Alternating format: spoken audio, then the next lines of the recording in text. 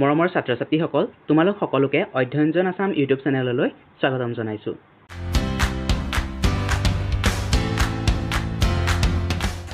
ছাত্ৰ-ছাত্ৰীসকল যোৱাটো ভিডিঅ'ত আমি ক্লাছ 6ৰ ইংৰাজীৰ নতুন পাঠ্যপুথি ৰেইনবো 1ৰ যেটো পঞ্চমটো লেসন ৰবিনসন ক্ৰুছো সেই লেসনটোৰ অসমীয়া ভাঙনি সহ আমি আলোচনা কৰিছিলো। সেই ভিডিঅ'টো তোমালোকে যদি চোৱা নাই দেন চাই লবা। সেই ভিডিঅ'টোৰ লিংক এই ভিডিঅ'টোৰ ডেসক্ৰিপচন বক্সতে পাই যাবা। আজি আমি এই ভিডিঅ'টোত ৰবিনসন ক্ৰুছোৰ যিখিনি এক্টিভিটিজ আছে, যিখিনি কোৱেশ্চন এনসাৰ আছে, সেই কোৱেশ্চন এনসাৰখিনি আলোচনা কৰিম। ফাৰ্স্ট এক্টিভিটিজটো দিছে এনসাৰ দা ফলোইং কোৱেশ্চন। ইয়াত 5টা কোৱেশ্চন দিয়া হৈছে, সেই 5টা কোৱেশ্চনৰ এনসাৰ কেইটা কৰিব লাগিব। তো মই তোমালোকৰ বাবে এটা পিডিএফ ৰেডি কৰিছো, সেই পিডিএফটোত এনসাৰখিনি চাও আহা। ইয়াত প্ৰথমটো কোৱেশ্চন দিয়া হৈছে হোৱাট হেপেন ডিউৰিং দা আৰ্থকুইক। আৰ্থকুইকটো সময়ত কি হৈছিলে? প্ৰথমটো কোৱেশ্চনত সুধিছে যে আৰ্থকুইকটো সময়ত কি হৈছিলে। তো ইয়াৰ এনসাৰটো হ'ব ডিউৰিং দা আৰ্থকুইক দা গ্ৰাউণ্ড শুক and piece of earth fell from the roof of the cave and the edge of the hill। মানে কি হৈছিলে? আৰ্থকুইকটো সময়ত মাটিখিনি লৰিছিলে আৰু কিছুমান সৰু সৰু মাটিৰ টুকুৰা কেভটোৰ ওপৰৰ যিটো ৰূফ আছিলে সেই ৰূফৰ পৰা গুহাটোৰ ভিতৰলৈ মাটিৰ টুকুৰা পৰি গৈছিলে। দ্বিতীয়টো কোৱেশ্চন দিয়া হৈছে যে why did not Robinson Crusoe feel safe during the earthquake। ভূমিকম্পটোৰ সময়ত ৰবিনসন ক্ৰুছোৱে কিয় সেফ ফিল কৰা নাছিল, নিৰাপদ অনুভৱ কৰা নাছিল? ইয়াৰ উত্তৰটো হ'ব Robinson Crusoe did not feel safe because he scared that the cave would fall on him and if he stayed in the cave he was sure to die। ৰবিনসন ক্ৰুছোৱে অনুভৱ কৰিছিলে যে তেওঁ নিৰাপদ নাছিলে আৰু তেওঁ ভয় খাইছিলে। কাৰণ কিয় তেওঁ ভয় খাইছিলে? কাৰণ গুহাটোৰ ওপৰৰ পৰা বহু মাটিৰ টুকুৰা তেওঁৰ গাত সৰি পৰিব আৰু তেওঁ যদি গুহাটোৰ ভিতৰত থাকে তেন্তে তেওঁ নিশ্চিতভাৱে মৃত্যুবৰণ কৰিব। তৃতীয়টো প্ৰশ্ন হৈছে why did the sea become fearful। সাগৰখন দেখিবলৈ কিয় ভয়ংকৰ হৈ পৰিছিলে? তো ইয়াত উত্তৰটো হ'ব the sea become fearful because of the earthquake and the violent storm which caused it to overflow and become rough। মানে কি কৈছে যে সাগৰখন ভয়ংকৰ হৈ পৰিছিলে কিয় হৈছিলে? ভূমিকম্পটোৰ বাবে আৰু এটা ষ্ট্ৰম আহিছিলে। ষ্ট্ৰম মানে হৈছে ধুমুহা। সেই ধুমুহাটোৰ বাবে কি হৈছিলে? সাগৰখন অভাৰফ্লো হৈ গৈছিলে, উপচি পৰিছিলে। চতুৰ্থটো কোৱেশ্চন হৈছে where did Robinson Crusoe take shelter first when it rained। যেতিয়া বৰষুণ আহিছিলে তেতিয়া ৰবিনসন ক্ৰুছোৱে ফাৰ্ষ্ট ক'ত আছিলগৈ, ক'ত প্ৰথমে ৰৈছিলে?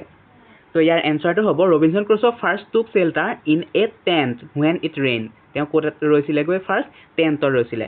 দ্বিতীয়তে যেতিয়া হেভি ৰেইন হ'ল তেতিয়া তেওঁ কেভলৈ যোৱাৰ ডিচিশ্যন লৈছিলে। পঞ্চমটো কোৱেশ্চন হৈছে what qualities of Robinson Crusoe help him survive the day. সেই দিনটোত ৰবিনসন ক্ৰুছোৰ যে ছাৰ্ভাইভ কৰিব পাৰিলে কি কি কোৱালিটি, কি কি গুণৰ বাবে তেওঁ ছাৰ্ভাইভ কৰিব পাৰিলে? ফাৰ্ষ্ট গুণটো হৈছে তেওঁ কাৰেজ, তেওঁ সাহস, প্ৰেজেন্স অফ মাইণ্ড, তেওঁৰ বুদ্ধি, এবিলিটি টু টেক ৰিস্ক, তেওঁ ৰিস্ক লোৱাৰ যিটো এবিলিটি আছিলে তাৰ বাবে তেওঁ সেই দিনটো ছাৰ্ভাইভ কৰিব পাৰিলে। ছেকেণ্ডটো কুৱেশ্চন হৈছে সে whether the following statement are true or false। শুদ্ধ নে অশুদ্ধ ক'ব লাগে। প্ৰথমতে দিয়া হৈছে ৰবিনসন ক্ৰুছোe was the cave when the earthquake struck। যেতিয়া ভূমিকম্প আহিছিলে তেতিয়া ৰবিনসন ক্ৰুছোe ক'ত আছে বুলি কৈছিলে? গুহাত আছে বুলি কৈছে। এইটো শুদ্ধ নে অশুদ্ধ? এইটো ভুল হৈ আছে, এইটো ট্ৰু হ'ব লাগে আচলতে। এইটো ট্ৰু হ'ব, এইটো প্ৰিণ্টিং মিষ্টেক হ'ল, এইটো ট্ৰু হ'ব। তোমালোকে ট্ৰু দিবা, এইটো শুদ্ধ। কাৰণ তেওঁ আৰ্থকুইকটো যেতিয়া আহিছিলে তেতিয়া তেওঁ গুহাটোৰ ভিতৰতে আছিলে। দ্বিতীয়টো দিয়া হৈছে যে Robinson Crusoe drop on the ground on his knees and hands. Robinson ক্ৰুছোৱে কি কৈছিলে? আঁঠু আৰু হাতৰ সহায়ত তেওঁ তললৈ বহি দিছিলে। এইটো শুদ্ধ নে শুদ্ধ? শুদ্ধ। এইটো যেতিয়া ভূমিকম্প আহিছিলে তেওঁ তলত বহি দিছিলে। There were 8 shock in about 3 minutes। 3 মিনিটত 8টা শ্বক আহিছিলে। শুদ্ধ নে? নহয়, ভুল।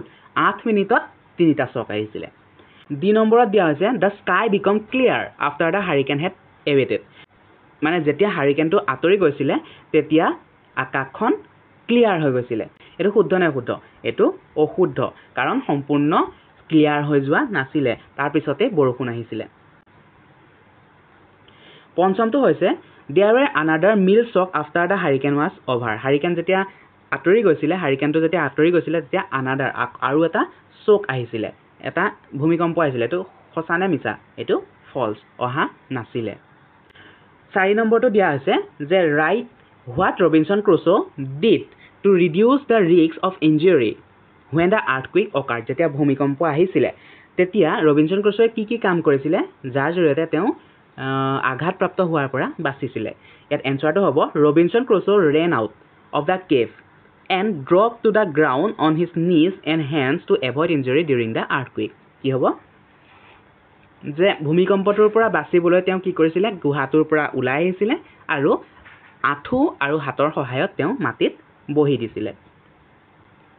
এতিয়া ইয়াৰ পাছত আমি এটা গ্ৰামাৰ শিকো প্ৰিপজিশন। ইয়াত প্ৰশ্নটোত তোমালোকৰ খালি ঠাই দিয়া আছে, এই খালি ঠাইসমূহ ফিল আপ কৰিব লাগে।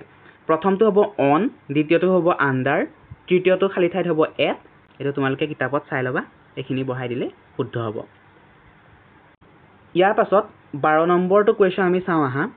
ইয়াত দিয়া আছে right A paragraph about A natural disaster like flood, storm etcetera. তো ইয়াত মই তোমালোকক দিছোঁ, চাই লোৱা। Flood is a natural disaster that happens when water overflows onto dry land, usually due to heavy rain or overflowing rivers. It causes a lot of damage to houses, crops, roads, and sometimes even takes lives. People and animals lose their homes and have to move to safer places.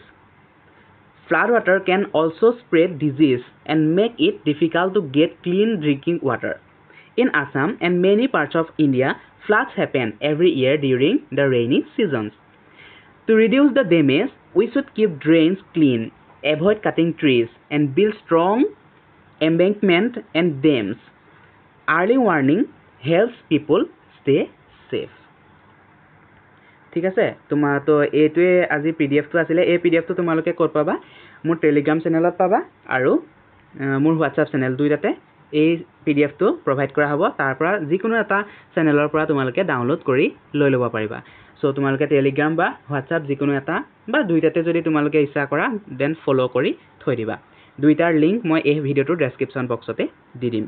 ইয়াৰ পাছত আমি আকৌ কিতাপখনলৈ ঘূৰি যাওঁ আৰু কিছুমান থাকি গ'ল, সেই থাকি যোৱা কুৱেশ্যনখিনি আলোচনা কৰোঁ আহা। ইয়াৰ 4 নম্বৰ বি কুৱেশ্যনটো চোৱা। যিহেতু ইয়াত পিকচাৰ আছিলে গতিকে সেইবাবে মই পিডিএফত এইখিনি কথা দিয়া নাই, তোমালোকে ভিডিঅ'টোৰ পৰা চায়ে কিতাপত লিখিব পাৰিবা বা বহীত লিখিব পাৰিবা। ইয়াত কিছুমান ফটো দিছে, 3খন ফটো দিছে, সেই ফটোকেইখনক চাই তোমালোকে এই শব্দখিনি বহাব লাগে। তো প্ৰথমটো হ'ব ফাৰ্ষ্ট যিখন ফটো সেইটো হ'ব ড্ৰপ, ফাৰ্ষ্টটো হ'ব ড্ৰপ, ঠিক আছে। দ্বিতীয়টো হ'ব কভাৰ, দ্বিতীয়টো কি হ'ব কভাৰ, আৰু তৃতীয়টো হ'ব হোল অন, তৃতীয়টো হ'ব হোল অন। 6 নম্বৰটোত তোমালোকক ক্ৰছৱৰ্ড পাজল দিছে। ক্ৰছৱৰ্ড পাজল মানে ইয়াত এক্ৰছ দেখিছানে, এক্ৰছ দিয়া আছে আৰু ডাউন দিয়া আছে। এক্ৰছ মানে এনেকৈ হ'ব শব্দটো আৰু ডাউন মানে এনেকৈ হ'ব। তো ফাৰ্ষ্ট কি দিয়া আছে সেইটো পঢ়ি চোৱা। A sudden violent shock of the earth surface, এইটো হ'ব আৰ্থ কুইক, এইটো কি হ'ব আৰ্থ কুইক।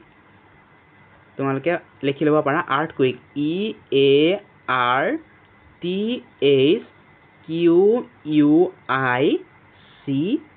এইটো হ'ব আৰ্থ কুইক, ঠিক আছে।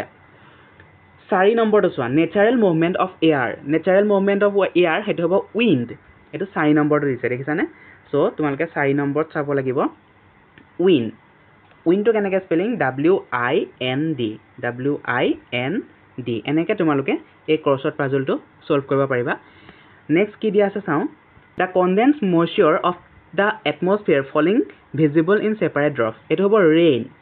5 নম্বৰটো হ'ব ৰেইন, RAIN, এইটো ৰেইন হ'ব RAIN, ৰেইন, ঠিক আছে। এইকেইটা হৈছে এক্ৰজত। আৰু তোমালোকে ডাউনত চোৱা, ডাউনত কি দিছে, ডাউনত ফাৰ্ষ্টটো দিয়া আছে a violent storm with very strong wind specially in the western Atlantic, এইটো হ'ব হাৰিকেন, হাৰিকেন হ'ব এইটো। 2 নম্বৰটো হ'ব হাৰিকেন, আৰু এইটো ডাউন কৈছে যিহেতু এনেকৈ হাৰিকেন হ'ব। হাৰিকেন শব্দটো চাবা, এই গোটেইকেইটা ঘৰতে হাৰিকেন শব্দটো ধুনীয়াকৈ খাপ খাই পৰিব। আৰু থাকিলে কি তিনিটো, গতিকে তিনিটো কি দিয়া আছে চাই লওঁ। তিনিটো দিয়া আছে an extreme condition of weather with wind and rain and often thunder and lightning এইটো হ'ব storm কি হ'ব এইটো storm S-T-R-O-M আৰু বাকি থাকিলে make sentence এই ক্ৰছৱৰ্ড পাজলত যিকেইটা শব্দ তোমালোকে ব্যৱহাৰ কৰিছা সেই শব্দকেইটা ব্যৱহাৰ কৰি তোমালোকে বাক্য বনাবলৈ কোৱা হৈছে এইটো তোমালোকক হোমৱৰ্ক দিলো তোমালোকে কৰিবা ঠিক আছে তো এয়াই আছিল আজিৰ ভিডিওটো যদি ভিডিওটো ভাল পালা তেন্তে এটা লাইক কৰি দিবা আৰু এই ভিডিওটো তোমাৰ বন্ধুবৰ্গৰ লগত শ্বেয়াৰ কৰি দিবা লগতে চেনেলটো সাবস্ক্ৰাইব কৰি থবা এনেকুৱা ধৰণৰ ভিডিওবোৰ পাই থাকিবলৈ আৰু বেল আইকনটো অন কৰিবলৈ নাপাহৰিবা ধন্যবাদ